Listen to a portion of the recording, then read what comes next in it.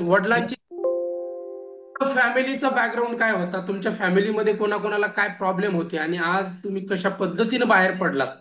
Yes, तुमचा आज परिचय. आमच्या फॅमिलीमध्ये आज आमच्या फॅमिलीमध्ये सगळे चौघ जण वर्कआउट पण करतात आणि न्यूट्रिशन पण घेत आहेत. येस. आमच्या मम्मींना थायरॉइड होता आणि बीपी होता. येस. तर बीपी सुद्धा हाय बीपी होता आणि थायरॉइडची पण मोठी गोळी होती. आता थायरॉइडची तर गोळी पूर्णपणे बंद झाली. येस. ग्रेट. त्यानंतर बीपीला सुद्धा कंट्रोलमध्ये येऊन आता अर्धीच गोळी चालू आहे. येस. त्यानंतर आमच्या मॅडमच्या चौथ्या पाचव्या मणक्यामध्ये गॅप होता. त्यांना चालणं सुद्धा खूप असह्य वाटत होतं. ऍक्च्युली काय होतं, एक्झर्शन घरच्या कामामध्ये होतं, पण शरीराला पाहिजे तेवढं असं प्रॉपर वर्कआउट नव्हतं. आणि येस. आहार जो म्हटला तर त्यामध्ये खूप बदल करावे लागले. म्हणजे जसं आमचे जे कोच आहेत कुलदीप सर आणि मॅडम यांनी ज्या पद्धतीने गाईड केलं त्या पद्धतीने आम्ही फॉलो केलं सगळं. आणि आज त्यांचा म्हणजे इतका जो त्रास होता त्यांना कमरेत गॅप असल्यामुळे ते उठता येत नव्हतं, चालता येत नव्हतं, आता ते एकदम फ्रीली सगळ्या म्हणजे सगळे घरातले कामं करतात आणि पूर्वीसारखं आता त्यांना वाटायला लागलं असं. येस. त्यानंतर आमचे वडील आहेत.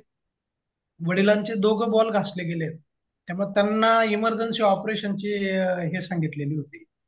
पण ऍक्च्युली ऑपरेशन करून सुद्धा डॉक्टरांनी ज्यावेळेस गॅरंटी नाही सांगितली, तर शेवटी आम्ही मग न्यूट्रिशनकडे वळालो, वर्कआउटकडे वळालो आता सध्या. आणि त्यांना सुद्धा आता खूप छान रिलीफ वाटतोय असं. येस. बघा. आणि आम्ही ड्युटीला असल्यामुळे कंटिन्यू ऍसिडिटी, झोपेचा प्रॉब्लेम, त्यानंतर सारखं पोटाचे विकार, त्यानंतर बॉडी पेन, ह्या सगळ्या गोष्टी जाणवत होत्या. कारण दैनंदिन जे आपलं जीवन आहे खूप धावपळीचं जीवन आहे. सकाळी एकदा आपण निघालो ड्युटीला की दिवसभर वर्किंग असतो. त्यानंतर सायंकाळी आल्यानंतर आपल्यात एनर्जी पूर्ण डाऊन होत होती. आता दिवसभर एनर्जी टिकून राहते असं. म्हणजे येस. 24 आवर फ्रेश वाटतो आता आपण असं. एवढं एनर्जेटिक वाटते. वर्कआउट आणि न्यूट्रिशन या दोघांचा मेळ आणि त्यासोबत आहाराचा बदल असं. म्हणजे येस. आपल्या या फॅमिलीमुळं पूर्णपणे जीवनच बदलून गेलं असं. क्लॅपिंग करा, एवढ्या मोठ्या कंप्लीट फॅमिलीचा रिझल्ट काढलाय. जोरात टाळ्या झाल्या पाहिजे. येस. बघा, आपल्याला आहे ना